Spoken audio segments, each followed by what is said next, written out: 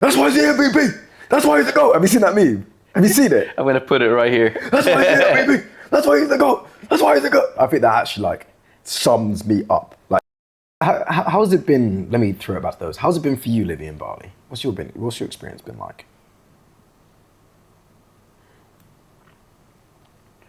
I really like it. Really? For some reason, I move a lot. I go to different places.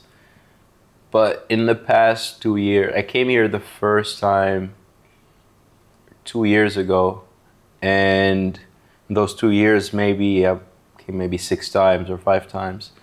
And so I go to a lot of places. I'm like, I miss Bali. There's Really? something about this place, yeah. And part of it has to do with the people, you know. It's some of the very good friends that live here. Yeah, true. And then the lifestyle, you can, the weather, really love. It's a vibe, It's not just it's a vibe that it's very hard to explain what a vibe is unless you live it. And there's a lot of people that come here and they either love it or hate it. Yeah. Right? And I always talk to Kaiser about this. Like, imagine you go to a place, imagine you go to Bali, for example, and all you know or you go to is one club, like the favela, and then you go to Seminyak Beach, and that's all you see, right? But there's so much more to it, right? Whenever you go to a place, this is not just to Bali, but there's every place you go to, there is a place where all the tourists go, which, yeah, you have to experience. But that's just the tip of the iceberg. There's so much more. You have to go and talk to locals. You have to talk to expats. You have to talk to everyone, try to dig and find places that people who live there go to. Yeah. And that's when you're traveling. It's not going taking pictures with the most popular places. No, you have to go deep, and you know that because you're a traveler yourself. Yeah. Well, sometimes, not so much now, but yeah. Why not? I'm working. I need to build my business. Right, but you know what I mean. Yeah. Of course, I know what you mean. But yeah, that's interesting. I love hearing what people's opinion is on Bali. What's yours? I don't like it as much as other people do. I do like it, but I don't. People are like, oh, you're gonna live here and move here? Absolutely not. Absolutely not. No way. But I do really enjoy it. I also feel like I'm in a phase of my life where like I'm really just building and working. So even when like I'll speak to my friends, my boys, like, you must be loving this. Like, yeah, I do love being at my desk for 14 hours a day. And but it is nice. I can go for a drive. But it's a great place to also be on your desk. Exactly. Right? Yeah, completely. You get a good weather, you can be on your desk and then you walk away, go out, so easy to talk to people. Exactly. And yeah. You being you can't be in the cave. You can't just hard work in the cave. You need people around you. Yeah. They know you. Do you know what's funny? You're just like going like this if you stay for too long without talking to anyone. Sidebar. When I had one of my sales calls, I experienced a power cut. Ooh. Yeah, it was rough. So I went back to... When you have a computer, so you need power. Yeah, but I had a laptop. So okay. I took my laptop and I went back to Nirvana, the gym that we met at. Although I wasn't a member, and I just walked upstairs. I was like, I don't give a shit. You're gonna have to kill me. I'm closing this client. Right. And I was speaking to some people at Nirvana, and they were like, "Oh, you always have so much energy." And I was like, "Yeah, da da da da." And then, do you know that really famous streamer, I Show Speed, the one who's always yelling? Someone at Nirvana was like, "I'm gonna call you Speed," and I was like, "Please don't call me Speed." That is so good. No, because this woman is. In my opinion, she's the most gorgeous girl in the gym by far. I think she's drop dead gorgeous. So when she said it, a part of me died. A part of me died. It's a compliment. No, it's not a fucking compliment. He got famous because he said, if we're the last yells. Yeah, he got famous because he said, if we're the last 2 people on earth, would you procreate with me? And the woman went, no. And he went, who gonna stop me? Have you not heard that? That's how he got famous. Yeah, I mean, it's hilarious. He was joking. But yeah, a part of me, when she was like, you're Speed, like, you're like, I Show Speed. I went home and I was like, fuck. I was like, what are we talking about? Will I? I think it's a compliment. It's just God, no. just because he has a lot of energy, at least when you see him in the videos, and you have a lot of energy also. but to be called I show speed. But listen, speed. Sorry. Do you always have a lot of energy? I always have. Life is for living. What were you gonna say? Sorry. Oh, that was. Oh, you were chatting shit Were you to me. always like this, or? Always. Since I was a child, I've got stories of like when I was like 7, 8, 9 years old.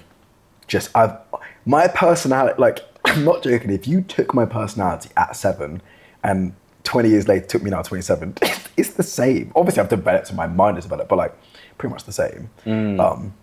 For better or worse, you know. And someone that's watching this, it's a bit harder for them to see it because this is the most grounded I've seen you. Oh, really? In my life. Oh, yeah, that's funny because we're sitting down. We've been sitting for a while, but usually you're moving. I've said some wild stuff on this. Oh, okay. You mean physically grounded? But I've said some wild stuff. I attacked obese people. You know, I've gone pretty wild on this podcast. But I don't care. It's my opinion. You still called them obese. You didn't call them fat. No. If you're obese, hit the treadmill. Don't pray to Trump. Yeah, I mean, I think that was nice. I That think was it's the nicest way to say it. Exactly. Yeah. But yeah, no. Since I was a child, I've been like this. Go fucking work out. That's it. Honestly, like probably there are people that have diseases, right? If you have a disease, that's something different. But Besides the point. like 90% or more of people that are fat, I mean, Take control. You know. yeah. And we all have something in our lives that we should take control of, you know? For them, it's their weight.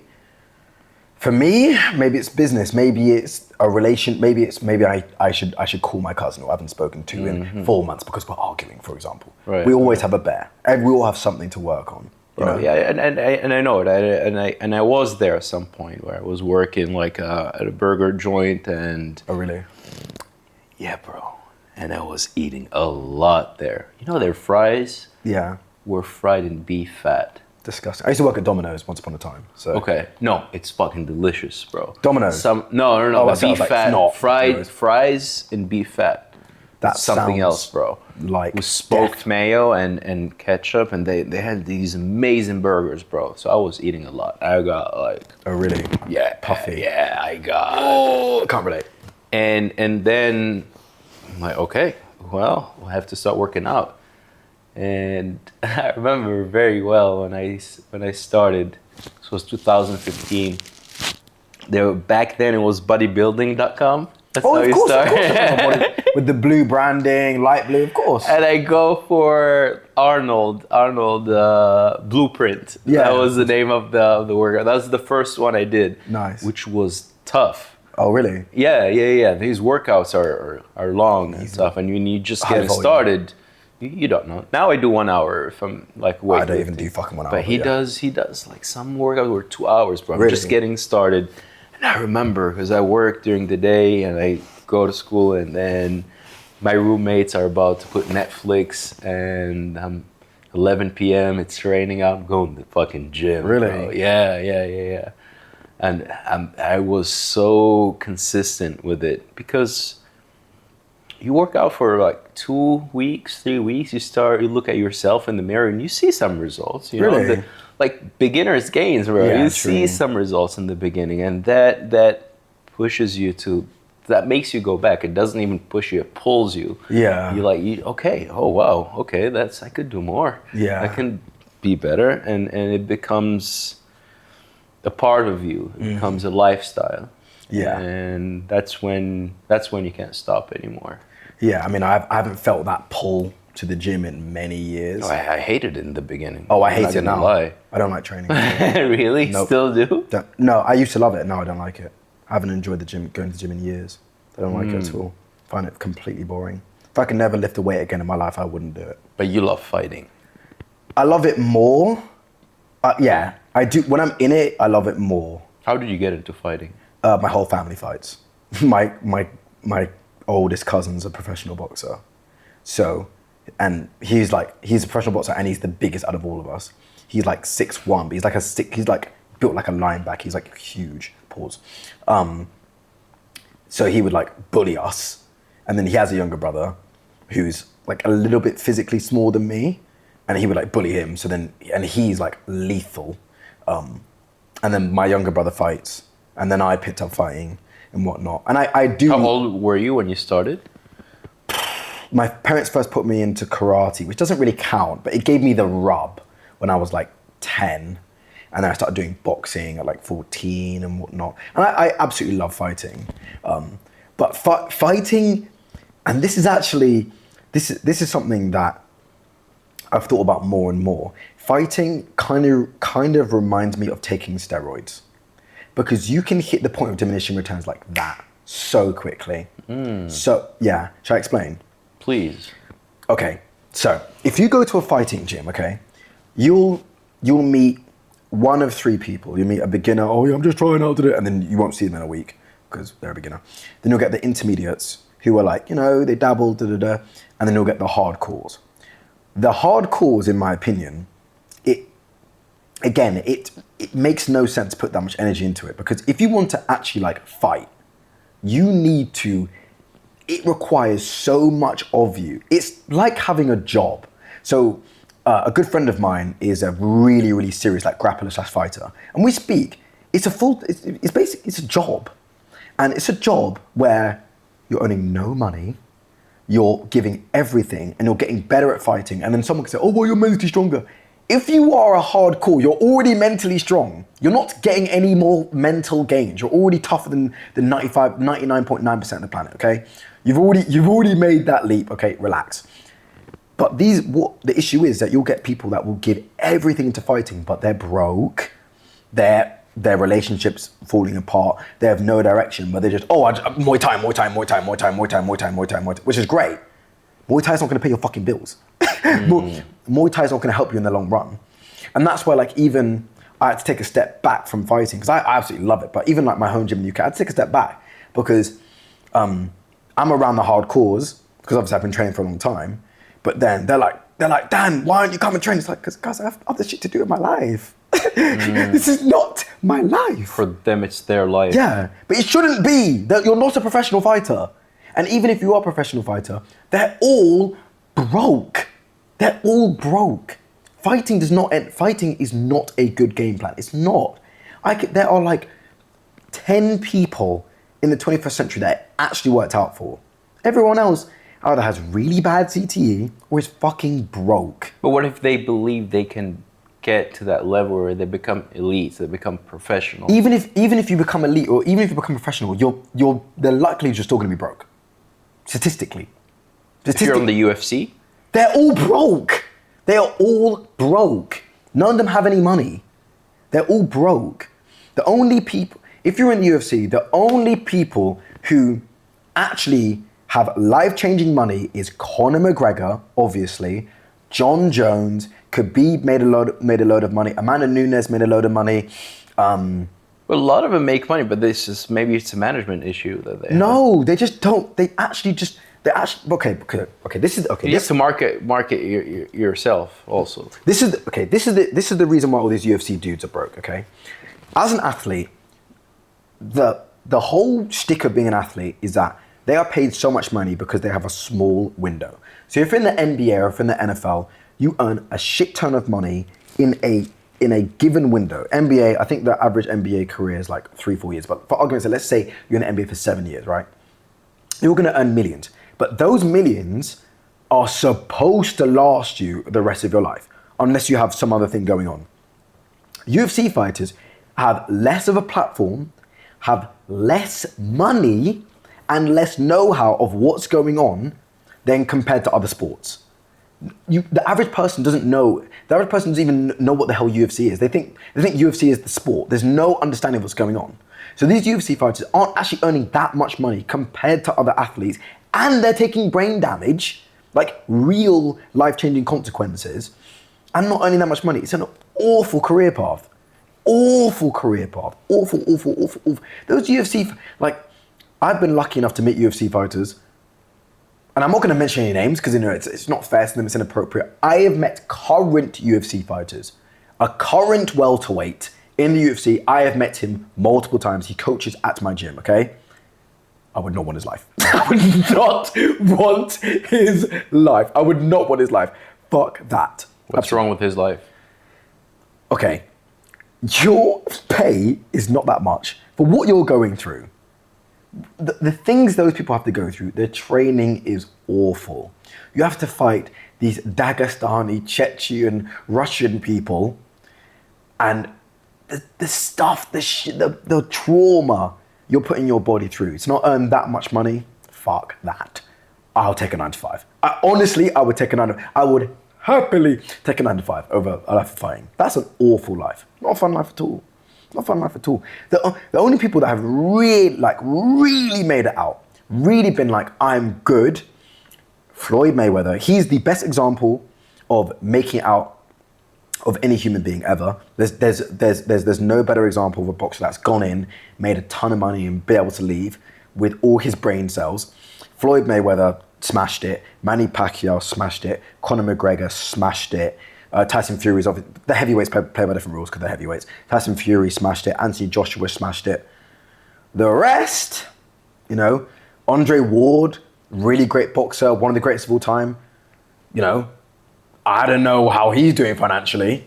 Does he have as much money as Floyd Mayweather? Absolutely not. Conor McGregor? Absolutely not. I'm sure he's doing fine. I'm sure he's doing well. For how talented he is, he ain't earning what he didn't get what he was paid. He didn't get near to what he was paid. Bernard Hopkins, another wicked boxer. I'm sure Bernard earned crazy money, really good money. But compared to like Floyd Mayweather, like what he should have been paid for the amount of brain trauma that he took, he didn't get paid shit. Awful life. Awful life. All the example you mentioned, the most of the money they made, it was not from the sport itself. Most of them, no. It was through the investment and them being smart outside the ring. Yeah, or you're such a superstar that you're gonna get paid. Anthony Joshua could fight me. He's gonna earn 10 million. Watch Anthony Joshua punch this British kid who speaks too much. Like, he's gonna earn tons of money, but he's a heavyweight.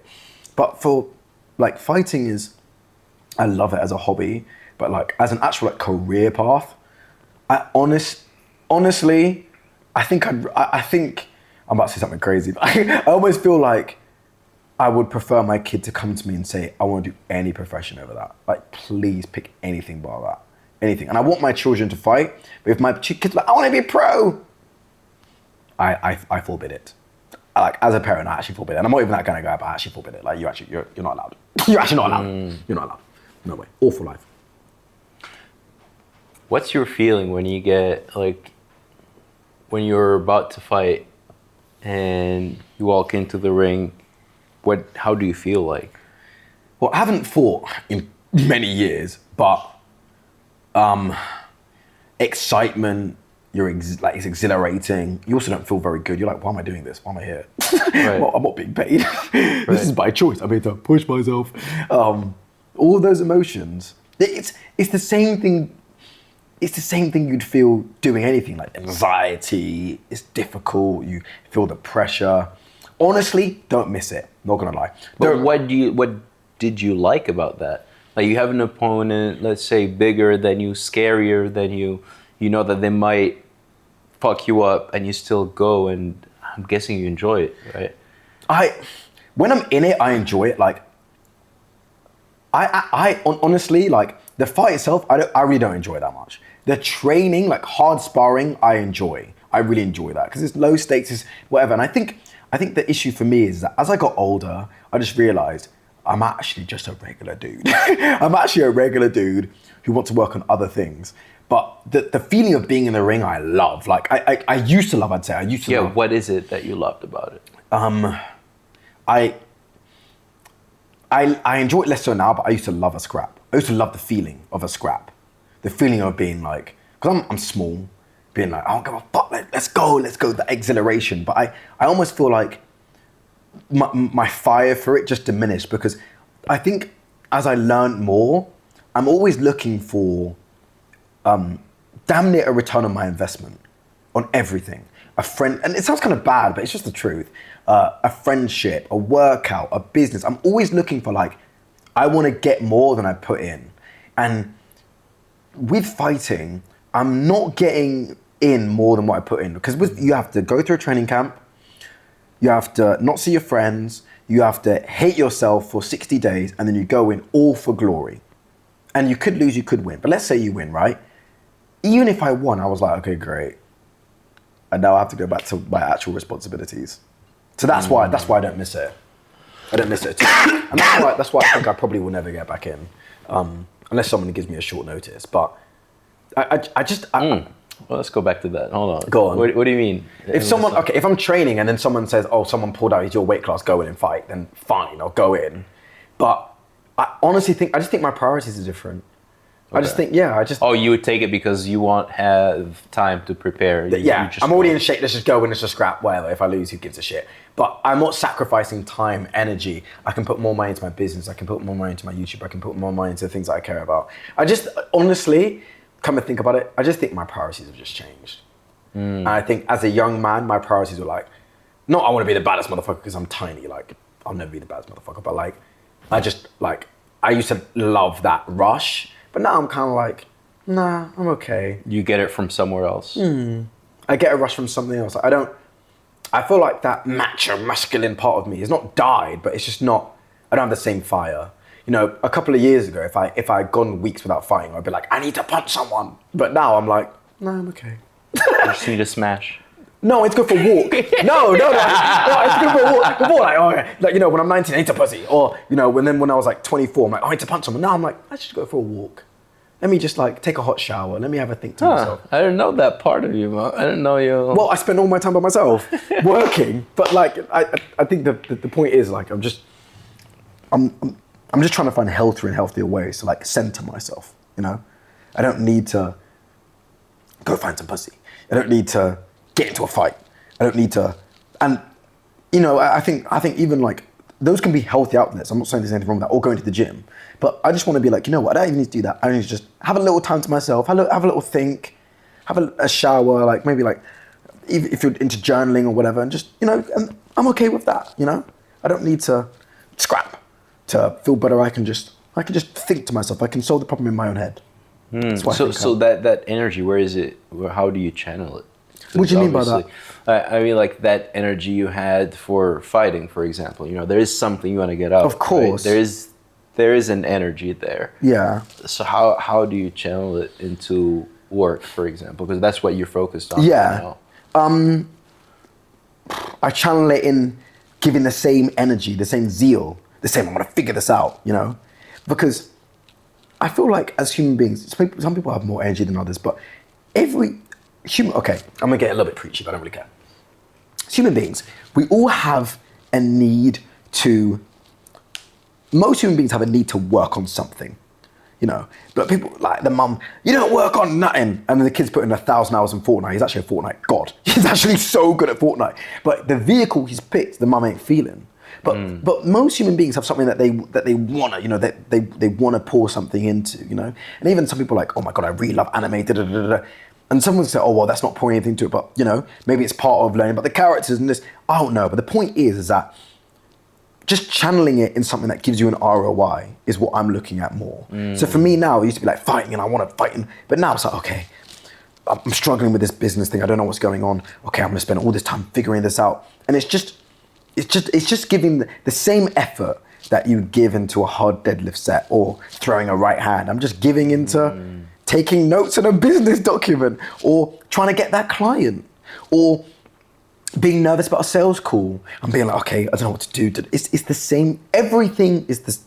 I don't want to say everything is the same, but like there are parallels between all the things that take time and progress get good at, whether it's working out or building a good relationship. It all just takes time. And I want to put more energy into the things that I can look back and be like, oh man, I'm really happy I did that. You know, as much as I love fighting, I'm not like, I'm really happy I went to that hard sparring class. And yes, it can be fun, but I'll be even happy if I land that sales call. I'll be even happy if I give my mum a call and I develop that relationship. I'll be even happy if I build a great friendship. It's just, there's way more meat on the bone. That's the reason we're fighting. I'm kind of like, oh, I love it, but like, I'd rather put more time into a great friendship or building a great relationship with a woman or putting into my business or learning a new skill. You know what I mean? I think that's kind of where I'm at. What advice would you give to your 16-year-old self? Keep fucking going.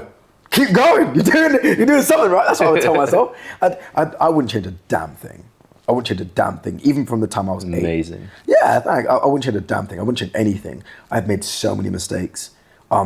I've done so many things. I should zig, I should have zagged, but like, nah, man, I wouldn't change nothing. I love it. Thank you. Yeah, I wouldn't.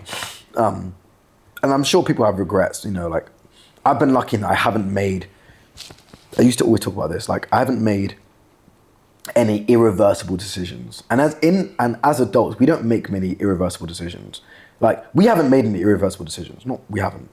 But you also said you're not sure if you have kids or not earlier. Oh, okay. Well, okay. Let's say I don't have kids, right? I haven't made any irreversible decisions. So everything that I've done, I can go back on, you know? So that's why I don't have any major regrets. But if someone like had married the wrong person, or, I mean, even that's irreversible. You just divorced, boom, you're back on the market. Right, just lose half what you have. That's it. Boom. But you know, I think the point is for me that like I don't have any regrets. And I'm happy with the way that things are working out, and I make tons of mistakes, and I have so much to learn, and I'm very naive at times. But why do you think regrets are bad, or it has such a bad connotation? Like, what's wrong with having regrets? What's wrong with having regrets? Oh, there's anything wrong with having regrets. But you're talking about why society deems it that way. Yeah. Because society punishes mistakes. It's so ironic in that, and I'm not blaming society, like, you know, I hear people, oh my God, society's putting me down. Grow up.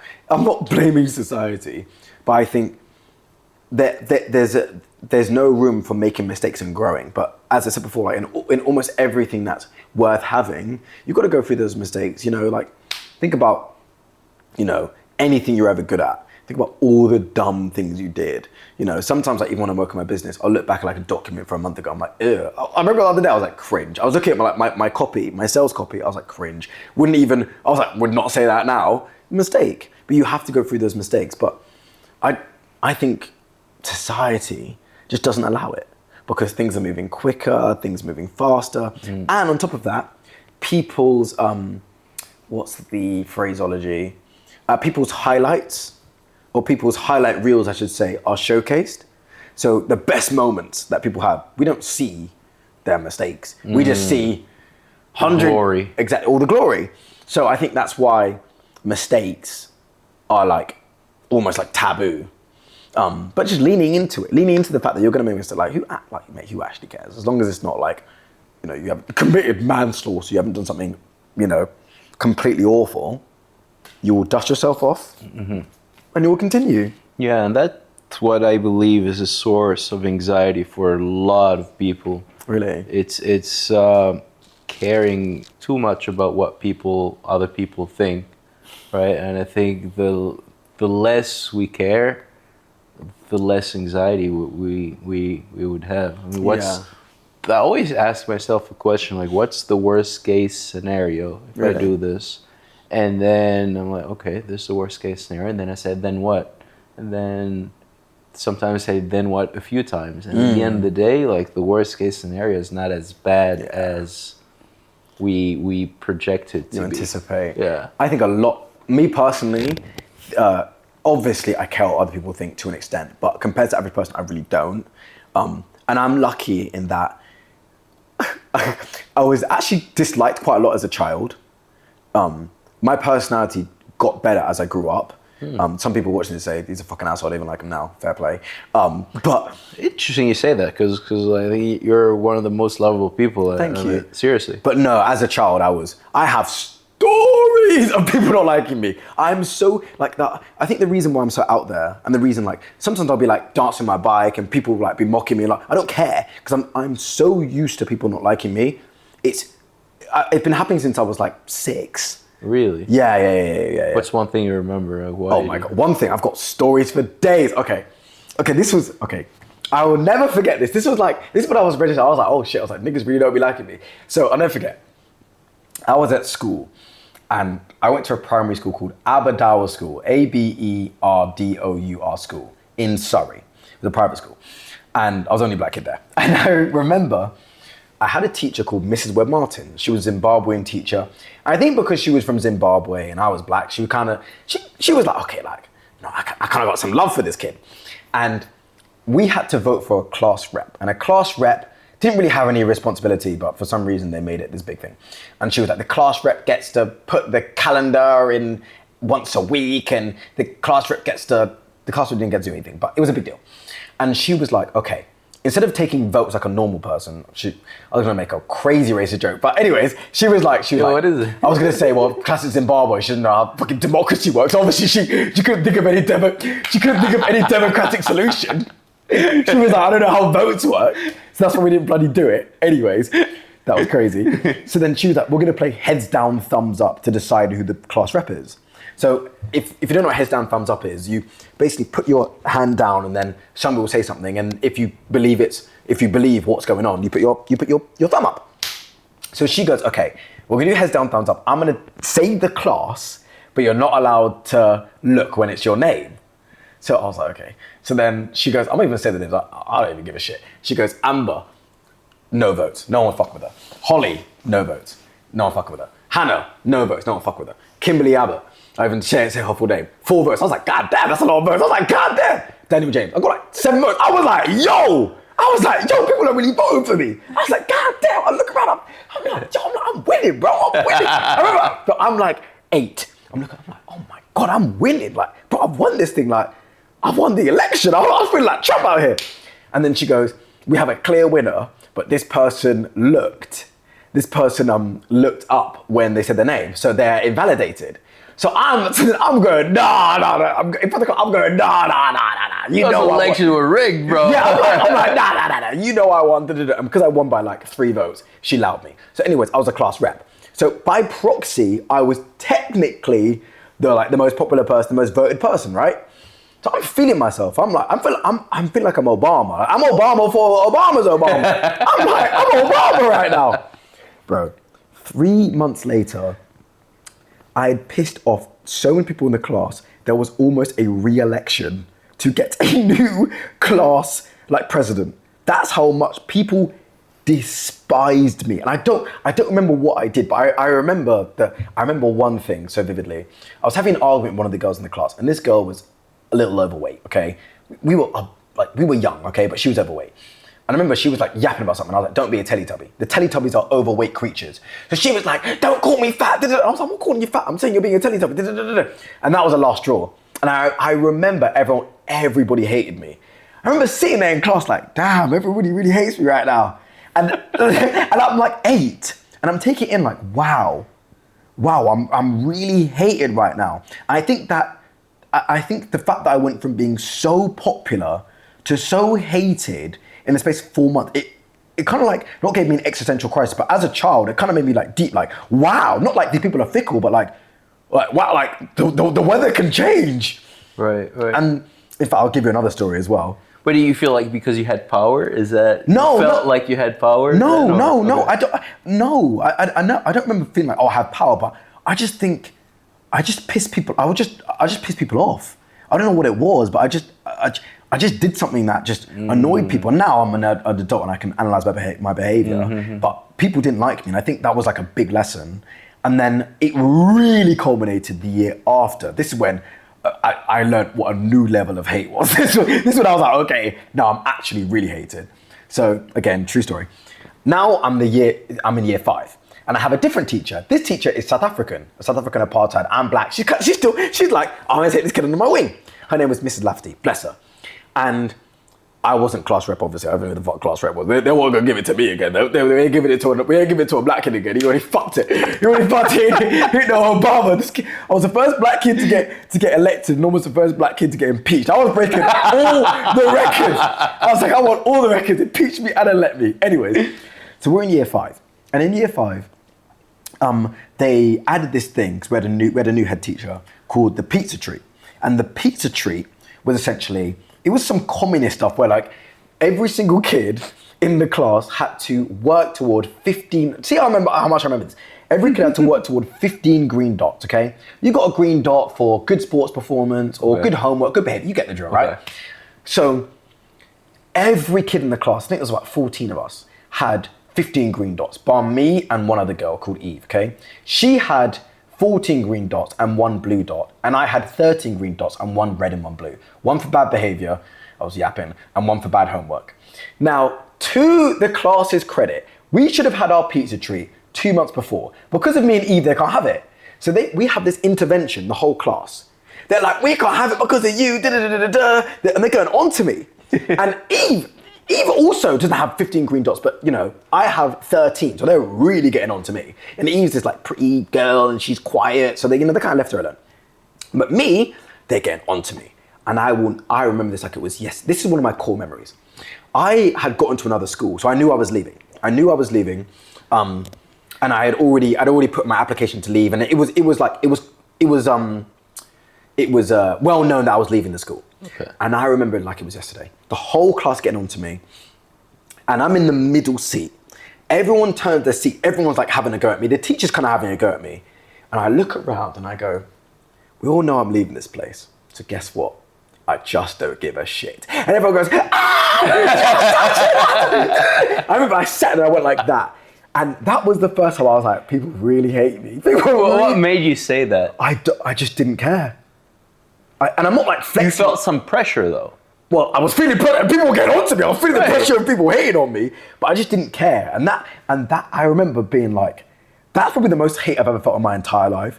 I remember being like, wow, niggas really be hating me out here. And I think because of that, I actually don't care if people dislike me. Because as a child, I internalized and I dealt with the fact, and I got through it, and eventually it was cool, and I was cool with those people and it was fine.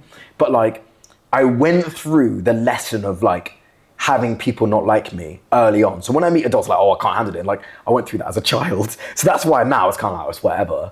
But I remember like it was yesterday, just really looking around and seeing their faces and them all. And you know what actually makes it so mad? They went ahead without me. Yeah. Did you laugh? Were you laughing when you said that? No, I was a little bit embarrassed, but I ended up getting a green dot from Mr. Shout out to Mr. Clark. He gave me a green dot in gymnastics. Wait, so you got 14? No, I got one like the week before, and I ended up getting the 15. So and they all got a slice of pizza. Yeah, and then I joined them at like lunch. It was actually kind of brutal, but they were like, "Oh, that black kid don't give a shit anyways." But the thing is, I just remember being like, "Wow, this is." First, I remember being like, "Okay, I need to work on my personality because I'm doing something wrong here." Because 15 people, including a teacher who had a soft spot for me, didn't like me, and I just remember the feeling of like, not the whole world, but when you're at that age, it's the whole world. I remember being like, wow, the whole world really dislikes me. And I didn't like cry, I didn't break, but I remember being like, shit. I remember being like, shit, this is a lot. So that's why for now I just don't care. It's such an interesting system because that translates also later on when you grew up into the society. Like if you're not doing the right thing, if you're not like bringing any value to the society, then no one is gonna like you. Yeah, and right? I was holding them back. I was holding them back. Listen, how are you contribuing? Yeah, I wasn't contributing. I was being rude, being annoying, and not allowing them to enjoy their reward. I would have hated me too. So fair play. And they went on ahead, which was the right thing to do, if we're being honest. You know, I was a cancer. They cut me out. But I think you're very fortunate to go through this experience. Grateful. I'm sure there's a lot of people that went through something a bit similar to yours, but they never healed from it because they never learned that they were assholes at that point. That was the problem. And they had to like change themselves. But for you learned that you had to change. You had to have a different personality so that you change your reality. I had to change because there is something to be said. If there are 15 people of your peers that are looking at you like you're an asshole, you're probably an asshole. Yeah, they say, I heard this somewhere, like if you go out and you think that a person is an asshole, they probably are. But if you go out and you think that everyone is an asshole, then you probably are. And I was the asshole. That's one of my first memories. So yeah, but I'm really grateful I went through that. You were 8. I was in year 5, 9 or 10, because I just done the 10 plus, so I was 9 or 10. In fact, no, I definitely turned 10 because I'm born in October. So it was around probably like May, April. So I was 10 years old, but I remember it like it was yesterday. But I'm so grateful. That's amazing. Because now, like, even like in the gym, I know there are people that don't like me. Like, I know that for a fact. Really? Oh yeah. Like, I'm not gonna name any names, but I know people that... I think just like the votes, you get a high majority of people that would be like nice. You, like, let's not sit here and act like we don't all want to be liked. But I genuinely for the if everyone like you, there's something wrong with you. For sure. Honest. If everyone likes you, I think there's something wrong with you. For sure. For sure. Or you probably don't have personality. You're vanilla. But I'm honestly okay with them not liking me. I don't have any ill will. I don't wish them to get hit by a bus. But like, like you do you and I do me, I'm not everyone's cup of tea. I talk a bit too much. I can say outlandish things. I'm gonna make jokes about feminism and race and being a transgender. I don't care. That's not going to be everyone's cup of tea. And I can respect that, And I think that experience in Abu Dhabi taught me, you know what? You can be disliked by people and you can recover. And I recovered a lot of like the friendships and I ended up being cool with a lot of those people. So that's why I was kind of like, you know what? Like, it's okay. So one day you get married and you have a son and you have to make a choice. Yeah. You're gonna either become a fighter or a transgender. Oh God, we're going there. God. Oh fuck me. Please just pick neither. Cause you know what it is? The reason why I say pick. Look. We can get very technical here about being a transgender, and I'm more than happy to do that. But I almost feel like one of the reasons why I think if you created a pie chart of why you wouldn't want your son to be, insert bad thing. There is a part of you, maybe it's religion, maybe it's society, maybe it's belief, maybe it's what other people think. But I think there's also a part of like, you don't want your child to go through hardship, And for me, don't worry. And for me, I wouldn't want my child to go through that because I wouldn't want, let's say like, Dwayne Wade, you're American, right? I love Dwayne Wade. He's one of my favorite players, one of my favorite athletes. His kid's are transgender. And I'm sure if I sat down Dwayne Wade and I'd be like, do you want your kid to go through that? He'd be like, absolutely not. Because you don't want your kid to go through that. And for this podcast, I'm going to choose to speak about that aspect of the pie. I'm going to choose to speak about that aspect of the pie. But, they're going through a lot of trials and tribulations, whether that's self-inflicted, whether that's not. That's up to your volition. But for me, the reason why I wouldn't want it to be either is because, for a fighter, firstly, you're going to be fucking broke. In fact, God, I might even pick transgender. You're going to be broke. You're going to go through all kinds of pain. Just your life's going to suck. And as a transgender, you're going to get discriminated against. And at the end of the day, you're my child, so I'm going to love you through it. But you're going to be discriminated against like a crazy person. I'm going to make jokes to you that you ain't going to like. So our relationship's not going to be good either. You're going to be completely alienated from your father. They'll be like, fuck you, I'm going to be a transgender and a fighter. Exactly, do you know what I mean? So like, the answer is neither, honestly. But I think that the point is, it just comes down to like, you just don't wish it on people, do you know what I mean? You just don't wish it, I just don't wish it on anyone. Rough, but hopefully I don't have that. Hopefully I don't have to go through any of that, honestly. If I do, I've pissed somebody the fuck off. I have. I've pissed the higher power off, and please just give me perfect children who don't do anything wrong and just listen to what I say. And my son has an MBA contract, and my daughter, has no trouble and rejects every boy that approaches her. Like, just give me that, please. That's all I'm asking for. That's too much to ask for, isn't it? like that show. Have you seen Californication? I haven't. And he just wants his daughter to be lesbian. He doesn't want to see her with the men. You know what? Now, I thought it was funny. If I have daughters, give my daughter a great man. When she's 40. Fuck, you don't want great kids. No, I'm joking.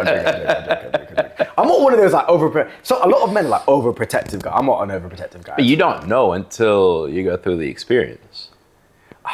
Yeah, I think so, like even like romantically, I'm not even overprotective. Actually, just like maybe this is a problem. Maybe I don't like any of the girls I'm dating, but I'm not overprotective. I don't have it in me. Are you overprotective? I don't know. I've never been in a relationship. Fair, but I'm not. I know off rip I'm overprotective. I don't know. Maybe with maybe maybe a higher power is lining me up to not be that representative of my wife, but my daughter to be a maniac. Imagine with a daughter, I'm like, got my Glock, and I'm like, if you don't have her back by 7 p.m, I'm gonna put like, you're bad boys. Maybe that will be me. I don't know. But I'm one of those guys who like, give me only boys. Like, I think that's lame. Like, give me a healthy child. That's all I want, man. I don't want just boys. Like, give me healthy children. Give me a healthy son. Give me a healthy daughter. You know, that's all I ask for. But that's many, many moons. Many, many, many, many, many moons. I don't want kids anytime soon. And that's why you practice safe sex. I'm going for the camera because you act like people need to practice safe sex. Safe sex is so important. But no one wants to have this conversation. You know, people want to be like, oh, why go raw? Why go raw? Why? Why do you go raw? Analyze that. Crazy. I know it's like, a lot of guys, people have this like a joke. Like even like when I speak to my friends from home, they're like, oh, I never do a lot. I just pull out. It's like, but do you understand? Like, if that woman decides to have your kid, like, unless you're doing the race, which if you want to do, that's up to you. Okay, fair play. Like, if you want to do that, you can do that. But she really, like, you know, she has you by the balls, literally, quite literally has you by the balls, and that's why, like, it's not just the kids. Sorry to interrupt. It's not just the kids because my grandma was because of diseases, you know. And diseases are real. And you know, I don't want to STI shame anybody, but you know, diseases are real. And let's say you escape herpes. Having a child when you're not ready is. I've seen far too many people. I think it's also like a big issue amongst certain ethnic groups where they have children when they're not ready. Just fucks your life. It just eviscerates your life. I honestly think, as a young man, nothing will derail your life like having a kid when you're not ready. It hurts me to see some of my friends going down that route and just they were so ambitious. There is so much they wanted to do, but they know they can't do it anymore because they have to provide, they have to be responsible, they can't make any mistake, they can't take risks anymore, right? And I'm like, fuck it, let's have another kid then. Oh God! You know, and I'd rather be an incel. To see how much they could have achieved and where they are, pull that trigger. Pull the trigger. That's why, even in Indonesia, even my mum was like, oh, is there anything tying you there? And I was like, Mum, I can't say what I said to my mum because it was crazy, but I said, Mum, nothing's tied. In fact, no, I'll say it. I don't care. I said, Mum, ain't no linglings tying me here. I said, Mum, I said, to my mum, I actually don't care. I actually said it. I said, Mum, ain't no ling tying me here. It's the truth. What did she say? She laughed. She was like, good. She's like, but like, I'm being silly, but like, the point for me is that like, just just protect yourself as a young man, as a young woman, protect yourself, you know? Don't have kids with a bozo, Bozo can be man or woman. Some of these females are bozos. Some of these males are bozos. Some people are bozos. I don't want to have no kids with no bozo. You know, just fuck my life up. I'm good on that. You know, I'd rather practice celibacy. If it was a choice of having a kid with the wrong woman or celibacy, I'd rather be celibate. No joke. Nothing wrong with being celibate. That's nothing fun. wrong. There's nothing wrong. But hey, a lot of men, the idea of celibacy, they're like, oh my gosh. I was celibate for like, it was not super long, but I was celibate for like a couple of months, you know, and that was cool. And I came to Bali and celibacy became a figment of my imagination. But the point is that just strap up.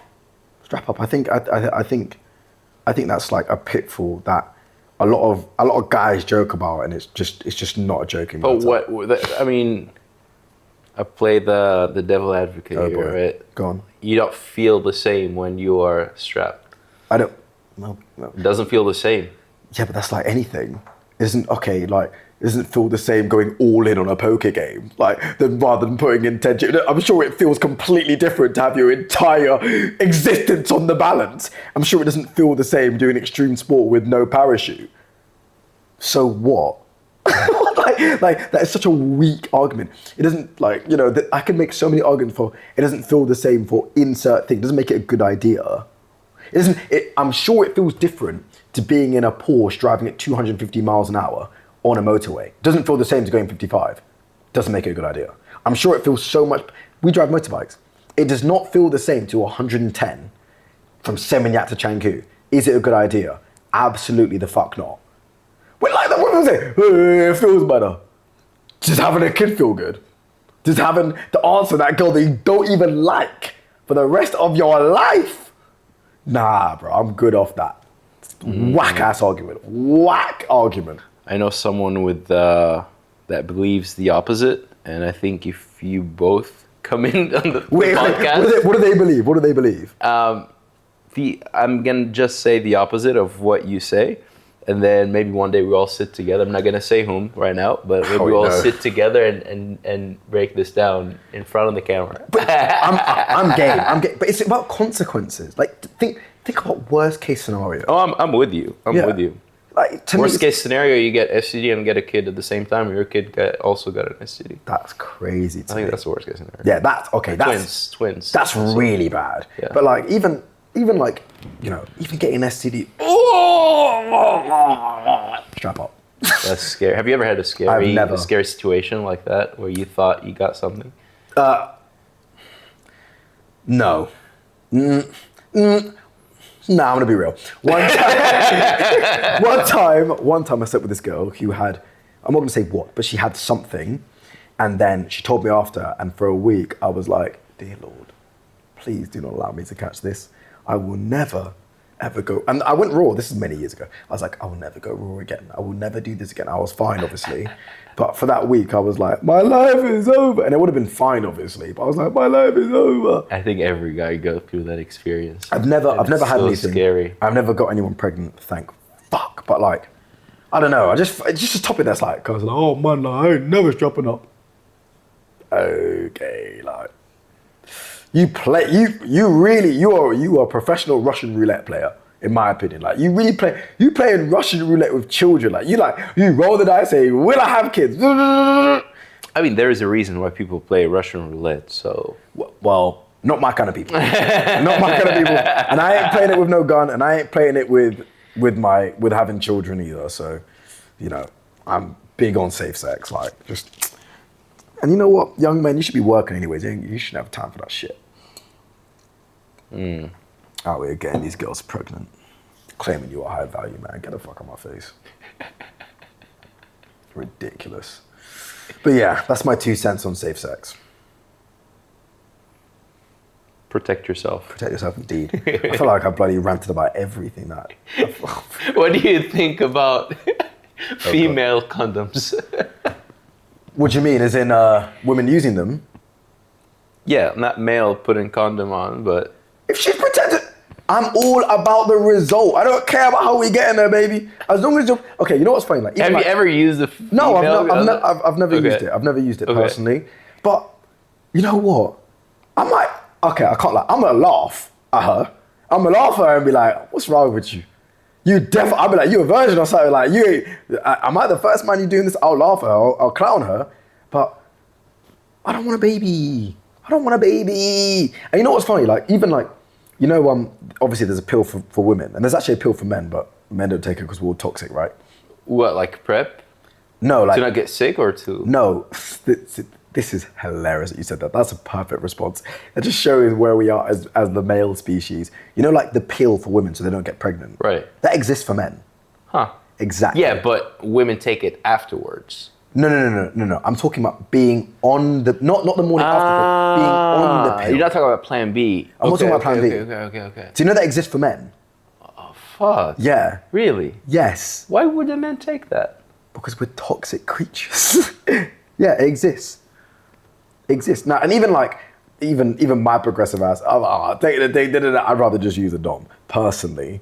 But the point is that I've said that about 1,000 times. I just want the result. And the result is a good time with no babies. A good time with no babies, a good time with no diseases. Where I go to the toilet and I'm wondering why I'm on fire. Like, I don't want that. You know, it's about the result. So if she's wearing a femidom, whatever you call it, I'm laughing at her. But you know what? At least I know she's safe. At least I know she probably ain't got no crazy diseases. We're going to have a good time together. So I don't care, man. Like, it's just, I don't like the idea of babies, man. I don't like the idea of babies prematurely. I want one woman, no baby mama. I want one woman, one good woman. You know, we can have lots of babies together. We make mistakes together. We grow together. That's what I want, man. That's what I want. What do you feel about women that don't ask you about where's the condom? They're just like, man, they crazy too. They crazy too. I'm not on my like. I'm not on. There's a lot of girls like that. Of course. They don't even ask. You just go in and. I don't even know if I should share this on the podcast, but I've shared other stuff. I remember this one time. This is when I broke up my ex, and I had a great evening with this lovely woman, and she was a nurse. In fact, no, I'll tell a different story. I remember there was this woman. She was Sri Lankan. One of the most gorgeous women I've ever seen in my life. And we had this really enjoyable night together. I'm trying to keep it classy. And I remember like when I went to take up the correct equipment, she looked me dead in my eye and went, "You're not gonna use that, are you?" I looked at her and went, "I'm not." And then just off that interaction alone, I was like, "I don't think I will." And I actually didn't. You know, we had a good time, we were safe and whatnot. But I don't know, I think in hindsight that was kind of stupid. And it was a great time and she was absolutely gorgeous. But I shouldn't have done that. That wasn't a smart decision. That wasn't a calculated decision. You know, she was so bad. If she got pregnant, I'd be like, well, at least I'd be my baby mama from now on. But all bad aside, you're not playing chess. You're not playing chess there. You know, I think as adults, especially as men, I'm getting the territory thing, but you should always be trying to play chess. Always be trying to plan your next moves, and you're going to make a bad move in chess. You're going to blunder. You're going to make an inaccuracy, but try and play chess as much as you can. You know, don't try and. You shouldn't be sacrificing your queen. You shouldn't be sacrificing your rook. You know, having a baby with someone is sacrificing the rook. You down a whole piece. And obviously, you can have a child, and it can elevate you. But I'm talking about having a kid with the wrong person. Right. You know, and if you're having a kid with the wrong person, you down a piece. I want to be down a piece. I want all my pieces on the chessboard, bro. So, yeah, man, that's how I feel about it. I get quite passionate about this because I think I've seen it personally. And with my extended family, I've seen them like go through stuff with having kids with the wrong person. So I think that's why I'm especially adverse to it. But you know, people gotta make their own decision. You're an adult. If you want to go raw, you go raw. You want 4 kids by 4 different women and herpes. You do you. You know, I'm gonna do me. Oh baby, I like it raw. Oh God, no. Oh baby, I like it raw. How about some rapid fire questions? Shoot. All right. I'll probably fucking rapid fire with 20 minutes. Rapid fire questions. Okay. If you could have dinner with any person, dead or alive, who would that be? Well, let's remove like God, Jesus. Let's just remove that. Let's talk about like mere mortals. Okay.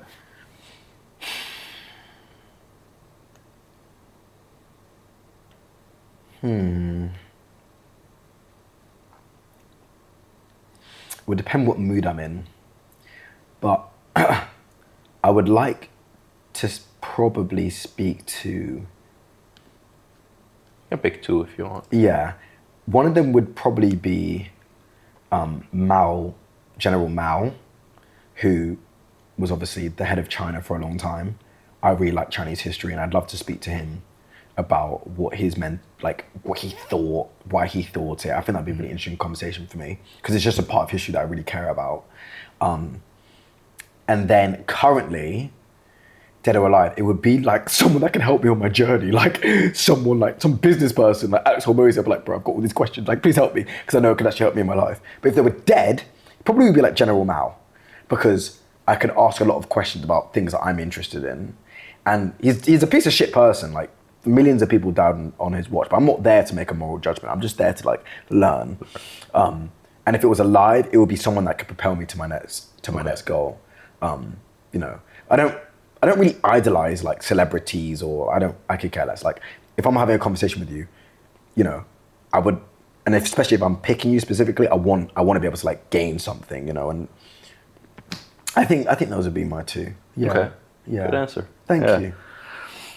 If you had to explain your personality using a meme, what would it be? Oh God, I might pick the I Show Speed meme at this fucking point. That's what everyone says I am.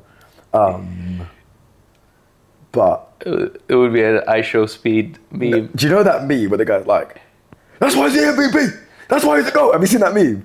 Have you seen it? I'm gonna put it right here. That's why he's the MVP. That's why he's the GOAT. That's why he's the GOAT. I think that actually like sums me up. Like that is, I see parallels. Like that's why he's the MVP. That is the energy that I exude. So I think probably that. I can't think of any other meme. Okay. Yeah, probably that. Okay. That's the one that springs to mind. What's one belief you used to have that you've completely flipped on? Oh God, that's the kind of question you have to ask someone before the podcast and they can meditate on it. Damn. Oh my gosh. Okay, this one I reckon if I thought about it, I could come up with a more profound answer, but this one actually springs to mind. I used to believe that you should adapt to your partner in order to make things work. But now I believe it's about finding the right partner so that you don't adapt to each other, but you complement each other and you love those things about your partner. And I'm not saying you're gonna love everything about your partner, but I don't want to have to adapt to a woman. I don't want a woman to adapt to me. No one should change.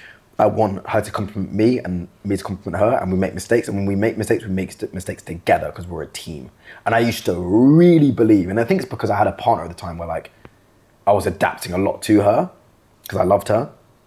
And now I don't believe that at all. Like if a woman's like, "You must change," bin, next. Red flag. Reddest. Like not even red flag, just on to the next one. So yeah, I think that's what springs to mind. Okay. What's one thing people assume about you that's completely wrong? That I love white women. That's actually probably the true answer. What do you like? I mean, this is your time right now.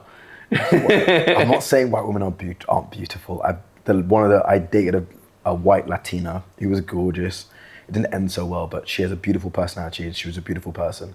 But I mean, a lot of people are like, "Oh, you must love white girls." So I think it's because the way that I talk and how I articulate myself. Mm-hmm.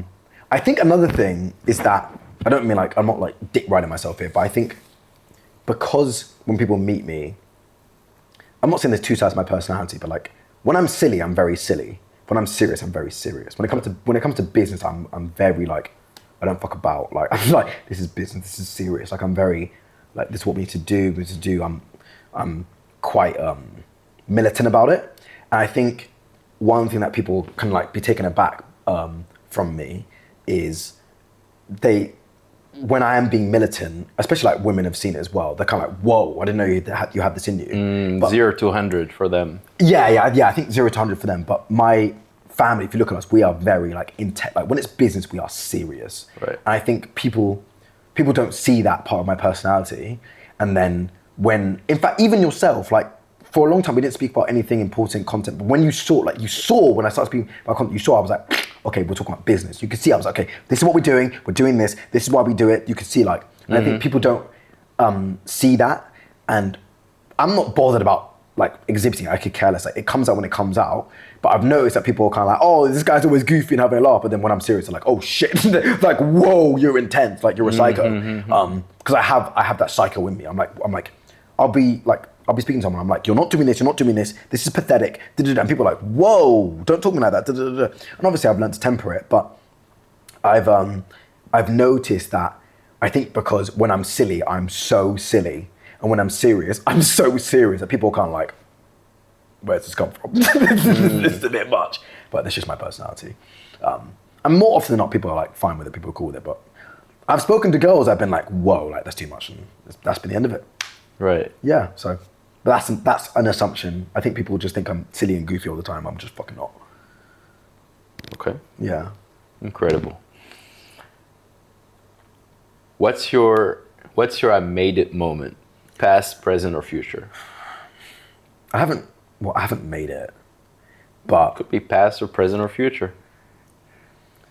Well, depends on what domain. But in terms of like my goals, signing that big client that I just landed like 3 weeks ago, that was vindicating. That was like, not quite I made it, that's as close to I have made it moment as I've ever had. That's probably as close of an I made it moment, because working so hard and just getting no result and feeling like the ugliest girl at the dance and like doing Loom video after outreach after email and just having no one respond. And then landing someone that, frankly, I have no business responding. So I have no business landing.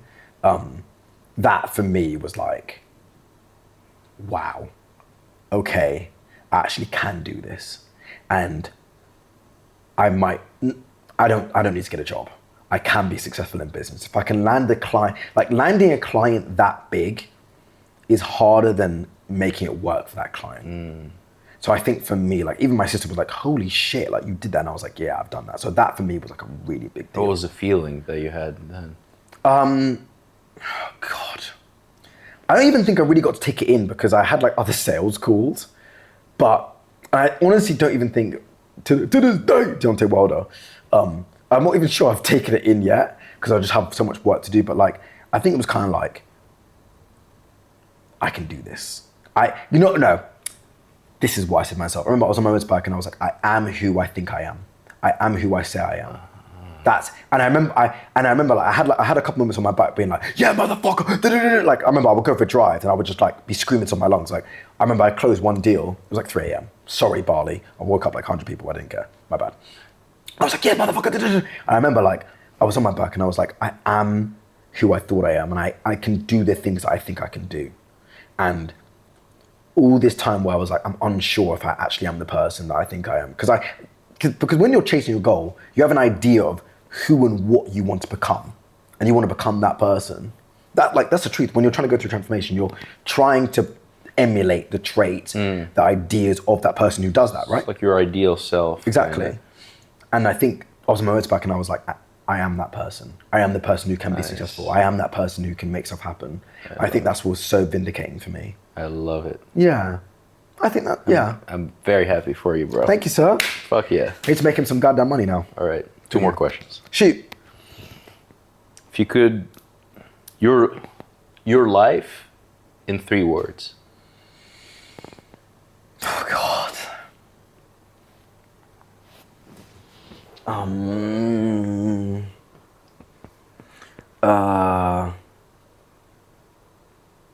Okay, one word springs to mind.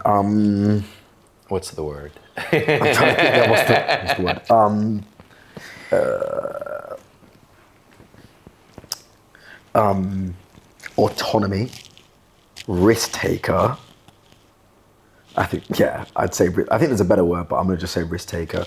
Autonomy, risk taker, optimist. Yeah, I think that sums me up. I love it. Why autonomy? I've come to learn this about myself. I value more than anything being able to figure out what works for me in my own time. That's why I always didn't like a 9 to 5. Because there's no autonomy. I'm not saying like, I'm not with people, I want to be able to do what I want when I want. I don't like that. There's responsibilities, the thing you have to do as a human being.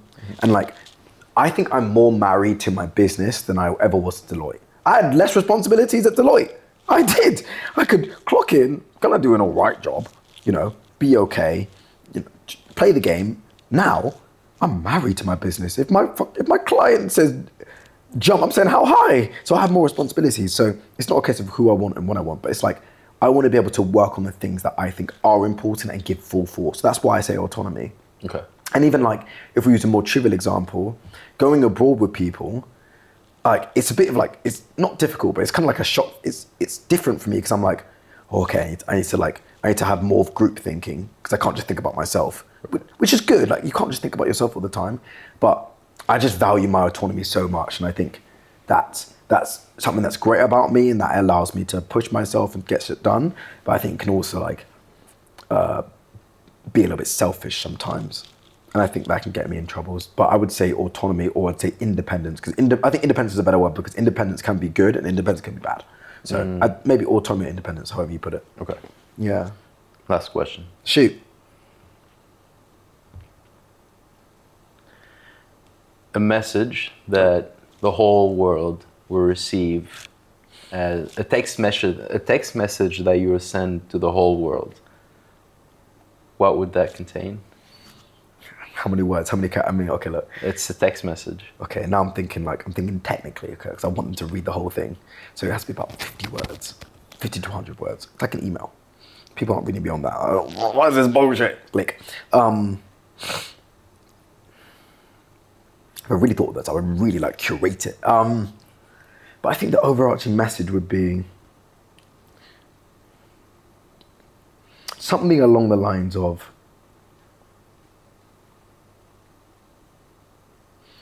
it's okay, keep going. I promise you'll eventually figure it out.